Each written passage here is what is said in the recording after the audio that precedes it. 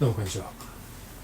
川口の健です。杉村さんです。よろしくお願いします。よろしくお願いします。杉村さんに、僕の私物の新コード版のローファーを磨いてもらった動画が上がっていますので、ぜひそちらもご覧ください。今回の動画ではちょっと靴に関する雑談を、させていただこうかなと。イーズシューシャイン YouTube チャンネルとのコラボ企画となっておりますので、よろしくお願いします。前編が僕のチャンネルで、後編が杉村さんのチャンネルで上がりますので、概要欄にリンク貼っておきますので、ぜひそちらご覧ください。お願いします。ということで、靴の雑談ということで、まあ本当にラジオ的な感じで聞き流していただければと思うんですが、雑談をしましょう。あんまりないからそうですね。なんかいざ話そうっていうとちょっと緊張しますね。一応事前にネタをね少し流れとかこうちょっと話をしたんですよ。で、まあどう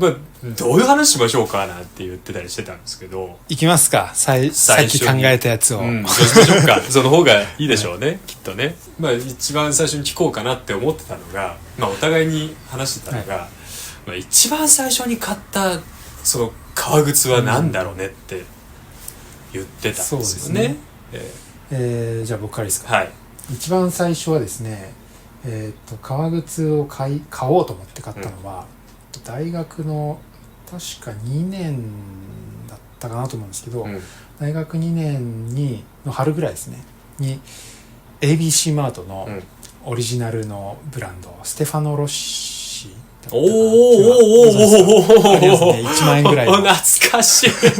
今あんのか分かんないですけど、ステファノ・ロッシのブーツが9900円だったんですけど、やけにかっこよく見えて、でそれを明確にこれ欲しいなと、革靴かっこいい革靴欲しいなと思って買ったのがそれでしたね。外羽のストレートチップのブーツで茶色だったんですけど、でそれを買って、でバイト代で買って、ただ9000円の靴ってその時僕にとってはものすごく高かったんですよね。それまで自分で買ってた靴ってコンバースオールスターの一番安い3000円ぐらいのやつとか、あとなんか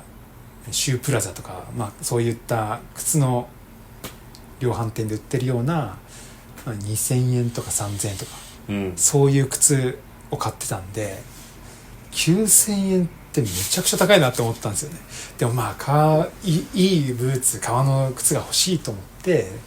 エビシマトで買ったのが最初ですね。でそれ磨いて、ちょっとアンティークっぽく磨いたりして、かっこいいとかって写真いっぱい撮ったんですけど、っていうのが最初ですね。最初だったんだ。その靴は結局やっぱり、正直革の質も良くなくて、その時は全然分かんなかったですけど、やけに履くとすぐ白っぽくなるんですよね。で磨けば戻るんですけど、なんかすぐ汚くなっちゃって、で割と履きましたけど、そのうちなんでだったかな、最後ちょっと覚えてないんですけど処分しちゃったんですけど、履かなくなっちゃいましたね。そっか、ステファネ懐かしいな俺も買ったな。買いました。なんか確かファッション誌かなんか出てて、そう買った覚えありますよ。僕は革靴はあれだったんですよ、高校生の時だったんですよね。高校生の時にその通ってる高校が沼津工業高校っていうところがあるんですけど、そこが当時はブレザーでスラックスで、なかなかかっこいい制服だったんですよ。だからいろいろ調べてたらキャップトゥっていう靴があるんだと。で当時地元にあった靴屋さんに行ったら、なんかセールで3000円ぐらいでキャップトゥだって分かる靴が売ってて、でそれを買ったんですよね。ちなみに指定靴はなかったんですか？なかったんですよ。公立だったんで特別そういうのがなくって、でもなんかローファーが一般的よねみたいな雰囲気だったんですけど、言ってしまえばやんちゃな子たちが多い学校だったのでそういう革靴は結構いろんなの履いてる子がいたんですけど、でそれが始まりでしたね。で磨いたりとかで、父親の生前使ってた磨きの道具っていうのをうちの母ちゃんに引っ張り出してもらって磨いたのが初めなんですけど、でその革靴は高校生が選ぶ割には割とまともな感じだったと思います。ブランドとかはちょっと覚えてない。もしかしたらその靴屋さんのオリジナルだったかもわかんないんですけど、まあでも多分なんかこう本当に7割引きみたいな、で3000円ぐらいで買って、でいつの間にかもうなくなっちゃってたな、ちょっともう覚えてないんですけど、ででも磨きのスタートはそこですね。で初めて受験が、まあ、僕らの母校同じなんですけどね、まあ、ご存知だと思うんですけど皆さん、そこを受験するときに初めてローファーを買ったのが、まあ、なんかそのローファーとは初めてそこで出会って、そのローファーがこれローファーみんな履いてるから僕大嫌いで原田のローファー買ったんですけどね、買って受験終わって合格出て、よし一段落、同級生にあげました何ですか。これから受験控えるってやつがいて、ローファーそいつが持ってなくって、俺ローファー履かないからあげるっつってでうちの母ちゃんに、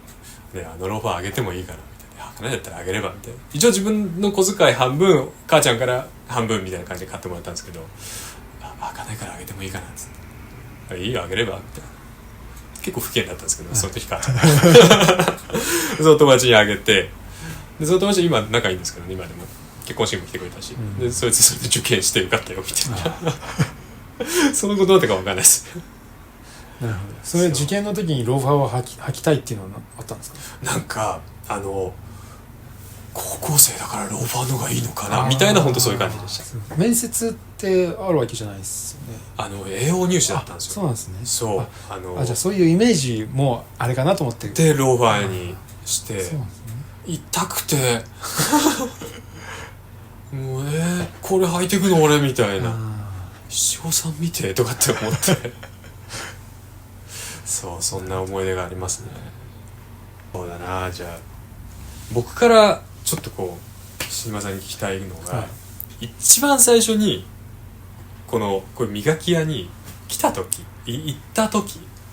なんかどんな風な印象があったのかなって。なるほど。ですね、僕が最初に磨き屋さんにお願いしたのは、社会人になる前ですね。就活してるぐらいだと思うんですけど、東京駅とかでスーツ着て就活してっていう時に履いてた靴が、生意気なんですけどジョン・ロブのルフィールドだったんですよ、プレステージのまあもちろん中古で買ったんですけどそれ就活臨む時にいい靴履いていこうっていうことでそれを買ってやったんですけど、それがジョン・ロブの、ルフィールドって、プレステージで結構いいラインのやつで、でサイズもそこそこあって8000ラストだったんですね。ちょっとセミスクエアな感じで、で革が黒のミュージアム革だったんですよねでなんでルフィードを選んだかっていうのはタイミングよく、中古であってで金額もいけそうだったからなんですけど、で自分でもちろん磨いてたんですよ。でその頃結構ちゃんと靴磨きをし始めたというか、靴磨きはちゃんとしてたんですけど、それまでから鏡面をやるっていうのはワックスでこう膜を作って鏡面ピカピカにするっていうのは正直あんまりうまくできてなかったんですよ。でそれのルフィールドっていう靴もその鏡面を始めたのがだから大学のちゃんとできた自分でできたなと思うのが大学院の1年とか2年とかなんですけど、でもそのルフィールドはなんかできなかったんですよね。なんか革質的な問題なんでしょうけど、他の靴ではそこそこできたんでなんかちょっと乗りにくくて、でワックス乗せてやっても特に片っぽはできるんですけど片っぽがやけにこう水ですぐ曇っちゃうみたいな感じで、同じやり方しても左右で全然できるできないが違ったんですよね。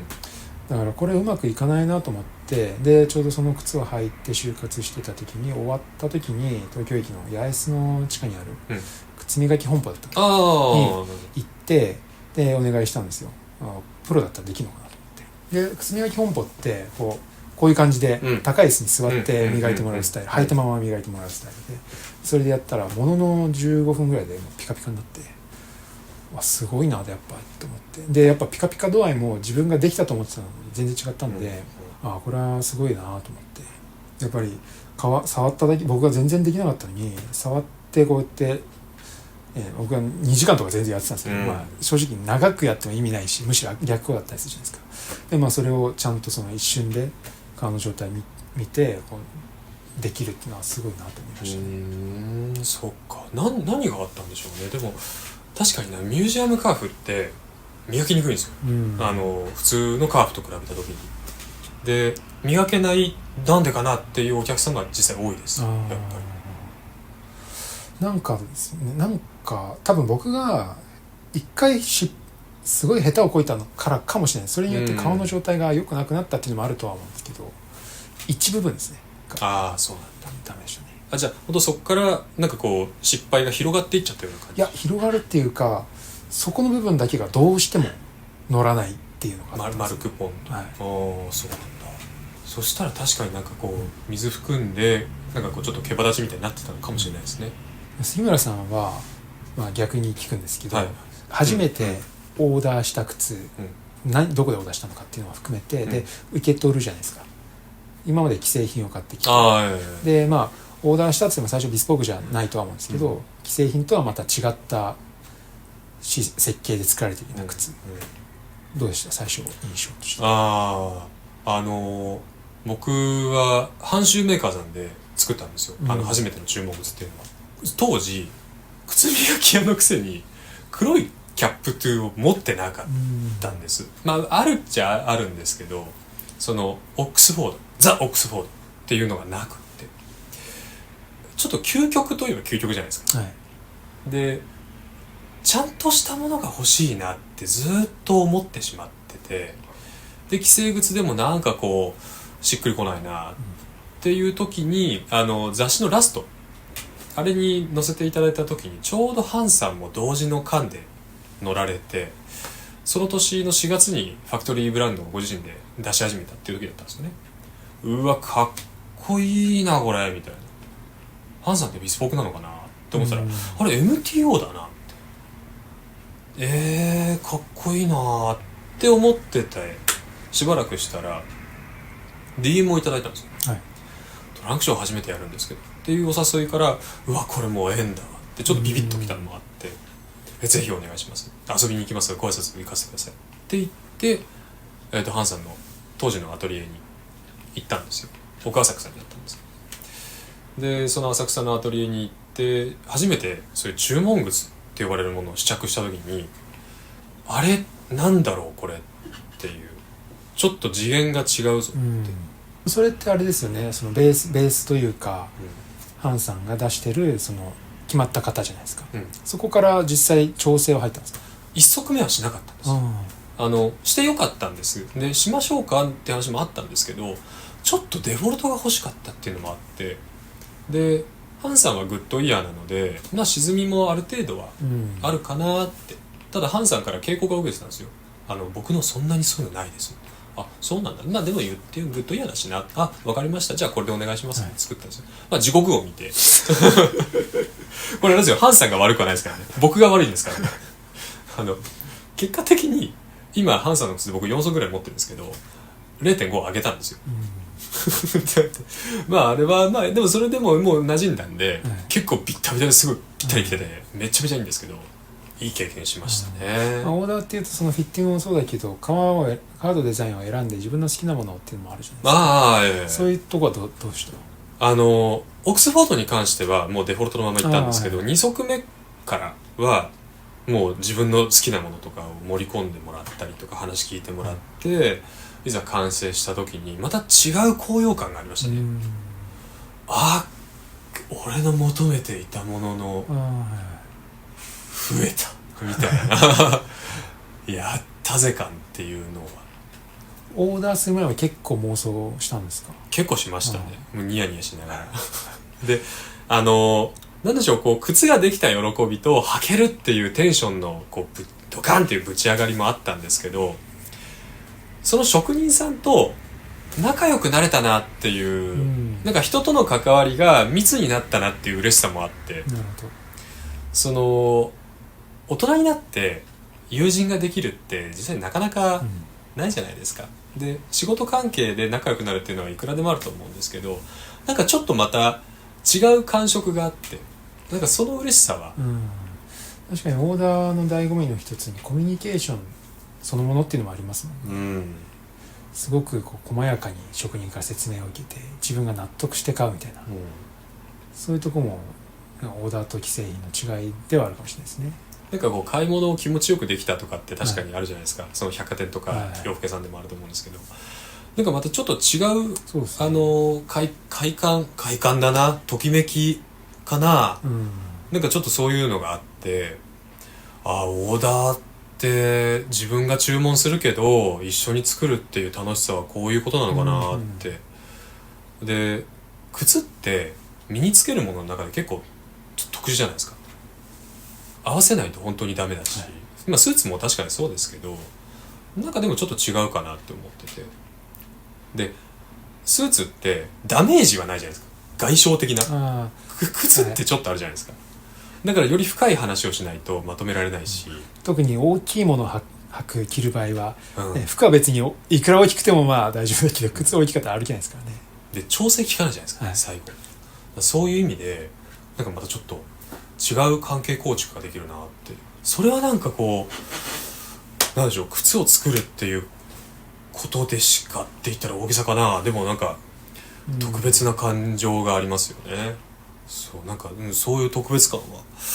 あったなーって思いますね。でそうそれで職人さんたちって、自分の靴作るじゃないですか。そうですね。どうやって測る？これはですね、僕の場合は測ってないようなもんなんですけど、でも僕自分自身に何足作ったかな、10足もっと作ってるかな、と思うんですけど、トライアンドエラーの繰り返しなので、そういうことか。大体もう、しかもその今の MTO のベースの木型とかって、よりもずっと前から自分用に作って履いてみてっていうのを繰り返してるんで、そこからだんだん、だから正直全然測ってないです、自分の。測ってもらったことはあって、それ参考にしたことはあるんですけど、自分でやろうとすると、靴の採寸の時ってこう直立して、なるべく前を見ててほしいんですよね。でもこう見たくなるじゃないですか、採寸の状況、でもそうすると少し前に体重かかるんで、若干足の形状も変わるし、その数値も変わってくるんですよね。だからこう直立状態でいてほしいんですけど、自分で測ると絶対無理なんで、特に自分の足の写真とかこう、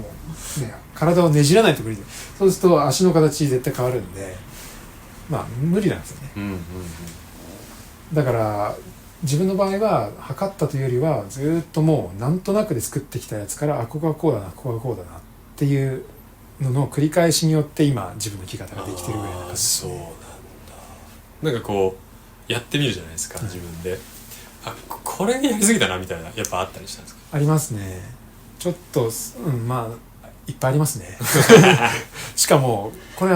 自分の靴を作ると、これで完璧だと思って履くんですけど、だんだん完璧だっていうか、着方作った時は完璧だと思ってるんですけど、実際履いてできて完成して履いて歩いてみると、ここ違うなっていうのはすぐ出るんですよね。それを次に修正するじゃないですか。でどんどん足がそのいいやつに慣れていっちゃって、昔のやつが、僕なんてまだ全然5年目とかなんで、昔のやつなんていうかすごい上がり幅が角度が急なんで、ここに3年前に作ったやつと今のやつって相当な差があるんですけど、だからちょっと前に作ったやつでも、これだとちょっと違うなってすぐ思っちゃうんですよね。だから本当は長いこと履きたいんですけど、ちょっともうこれは履きたくないっていうか、こっちの方が履きたいなで手に取るのはやっぱ最新のやつが多くなっちゃうんですね。そうか。ただ割と最近相当自分でも何度履いても、これはいいなって思うことが増えてきて、多分これは常にもちろんお客さんの靴も含めてその時できる一番いいのって思ってるんですけど、特に自分の場合はここを例えばボールジョイントのこの親指の上の部分を少し厚みを出したからこうなったんだなっていうのが明確に分かってるんで、気になりだすと止まらないんですよね。だからめちゃくちゃ敏感なんですよね。足が敏感なのもそうだし、気が行くところがすごい敏感になっちゃってて、気になりだしたら止まらない。ので割とそのガンガンその時は履くんですけど、次のができるとちょっとそれはサンプルとして置いとこうかなみたいになりますね。ああ、そうなんだ。じゃあそれがまあ今完成したなって思い始めたのは何足目ぐらいからそのこれこの前もこれも動画で出したんですけど、赤茶色のイルチャのボックスカーフを使って作ったクレーントーンで、これがですねちょっと貸せますね、自分用に作ったのが、木型をちゃんと自分用に削ったのも含め、削ったのからいくと、1、2、12多分15足目ぐらい思いますね。そうか、やっぱそれだけ作るあ普通のお客さんはビスポークで言えば15足なんて必要ないです。まあね自分の足だからね、自分の足で測れないっていうのあるし、この15足のうちの全然ダメだなっていう、でも全然自分の技術的にまだまだっていうの方が大半なんで、なんでかというとお客さんの靴を作る前は自分の靴しか作るものなかったんで、それをずっとやってたんで、結構そこでいっぱい自分のが増えてるんですけど、それぐらいは作ってますね。そっか。やっぱこの探求心をこうくすぐられるというか、なんですね。そうですね。そっかそっか。でも靴結構最近良くなってきてるんですけど、自分用のやつって、でもなんかこの気分によってもちょっと違うんですよね。ここのフィッティングこうの方がいいんじゃないかとか思った次の日にまた履くと、いやこれはこれでいいんだなっていうのがあるん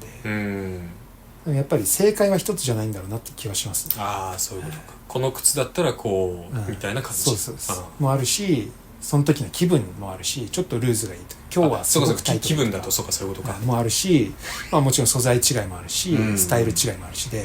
ビスポークでよくお客さんに話してるのが、どんどんフィッティングが良くなります。改善を重ねていくんで、そのうち完成した木型も完璧だっていうのがなりますって言うんですけど、間違ってないんですけど、完璧っていうのはやっぱ靴によってそれぞれ様々だし、気分によっても変わるんで、多分永遠に自分も含め永遠にね直すところを見つけようとすればあると思いますね。上がりがいつ来るのかみたいな。来ないですね。来ないことはほぼ分かりきってますね。でもなんかだから職人なんでしょうね。そうですね。逆に杉村さん、靴磨きの方でお聞きするんですけど、靴磨きを仕事に今されてるじゃないですか、でその前高校生からちょっと磨いてたっていう、そういうなんか靴磨きを仕事にされてから、自分の靴に関してで言うと、磨き方とか、あと靴の履き方とか、考え方とかって何か変わりました？あと捉え方的なところですね。やっぱ変わったと思います。やっぱりその僕も趣味習慣から入ってるんで、単純にもう革靴好き、かっこいい、これを履ける、やったぜみたいなところから来てますから、嬉しいもの、楽しいものっていうところで好きなもの、愛してるものみたいな感じだったんですよね。で仕事になってやっぱり道具感が増したんですよ、自分のギア、で戦闘服みたいな感覚ですよね。だからなきゃいけないものだから、大切にしてるは大切にしてるんですけど、なんか大切にしてるなんかその仕方の種類が変わったというか、趣味嗜好ファッションとして好きだったその素人だった頃っていうのは、単に今日これ履きたいからっていうところから入る、それは今でも変わらないっちゃ変わらないんですけど、使命感はそこにないんですよ、今はこれを履かなきゃっていう感じ。その靴を朝選ぶときに、だいたい朝選ぶか、その前日にこれ最近こういう風に履いてたから明日はこれ履こうっていう風な感覚になるんですけど、これを履かないといけないみたいな感覚で捉えてる時が多くて、であとご予約とかいただけると、そのお客様がいらっしゃるとか、初めてのお客様はもちろん想像がつかないからなかなか難しいんですけど、やっぱり何回も来ていらして、お久しぶりだなとか、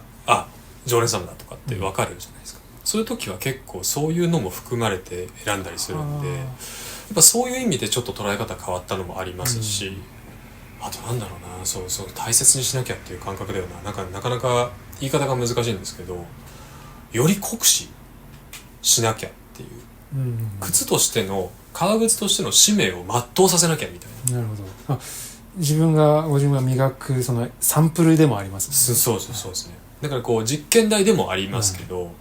でもものすごい実験台と言いながらもものすごい大切な相棒ですし、だからこうお客様の靴で失敗しちゃいけない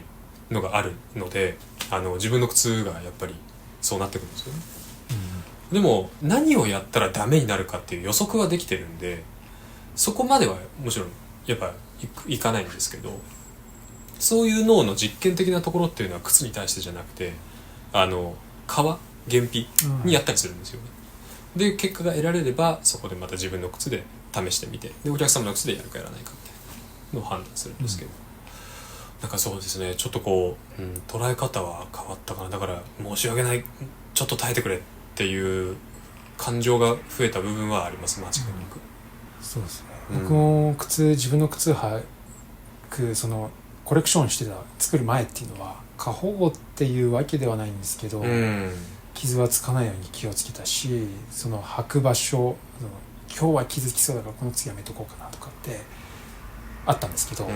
今はやっぱり自分の足に合ってる一番いい靴をいつでも履いていたいんで、たくさんあればいいんですけど、そんなにたくさんも作れないんで、それを履いてどこでも行った時に、傷がつこうが雨に降られようが、しょうがないっていうか、エイジングサンプルとしてもの役割もあるんで、それでこう傷がついてないでも大切に履いてますよみたいなサンプルをお客さんに見せるよりは、いやこれすごく雨にも降られてるし傷もついてるんですけどいい感じじゃないですかっていう、そういう方が役立つというか、素晴らしいであれですよね、その今朝磨いた新コートバンドのローバーなんかはまさにそうですよね、お手本としてなりますよね。だから逆になんかそういう方がエイジングに関しては楽しめるようになったかもしれないですね。コレクションしたら今足数がそもそも多かったんでエイジングしないんですけど、今は足数も少ないんでガンガン履いてエイジングも自然とするし、傷もつくのも気にしないんで、エイジングするし、味出たなって思うことがかなり多くなりましたね。いいですね、それ素晴らしい。だから本当はそれを何十年にもわたってやっていければいいんですけど、ちょっとそろそろですね木型が完成してきたので、割と今から作る靴はかなり長いスパンで履けるかなと。じゃあ本当ここからですね。そうですね、ここからです。スタートラインではないけれどここからまた楽しいわけですよね。そっか、いいな。昨日すごいお客様の靴ですっごいもう年季入ってる、もうクラックも入ってるんだけど、色抜きもめちゃくちゃしてるんだけどでもかっこいいっていう写真を見せていただいて、やっぱ時間、この経年変化の時間っていうのはお金じゃ買えないし、やっぱそれをなんか自分もなんか年取った時に履いていたいなってすごい思いましたね。あれこの辺に写真出しておきましょう。そうですね。後で出しますからあれね、あれかっこいいんですよ、本当に持ち主のお客さんもかっこいいし、大切にねケアされてるからこそあれが、ね、あそこまでいけるんでしょうからね。なりてえもんな、なんかああいうこれが僕、これ今アンソニー・クレパリのキャメロンっていう靴を今僕足元履いてるんですけど、独立する時に買ったんですよ、退職金で。そうなったらいいなっていうのはありますよね。これ今何年目で？これはうちの店と同い年なんで今7歳、7歳って言ってなんか2月3日で8年目になるんですけど、それと同じように年取ってるような感覚ですかね。すごいあれですね、8年履かれてるにしては綺麗というか、いやでも綺麗っていうかなんていうかな、すごい新品ではない、すごいエイジングしてるけど綺麗ですね。これはね、もうガンガン履いてガンガン磨いてみたいな感じですね。もう本当に理想の履き方をしてます、僕の中で。デビュー雨ですからね。あ、そうなんですねアンソニー・クレバリーをデビュー雨ってどうしても履きたくてその日それで雨だけどみたいな石見さんと長谷川さんに惹かれるっていう2人に会うわけだったんですよ。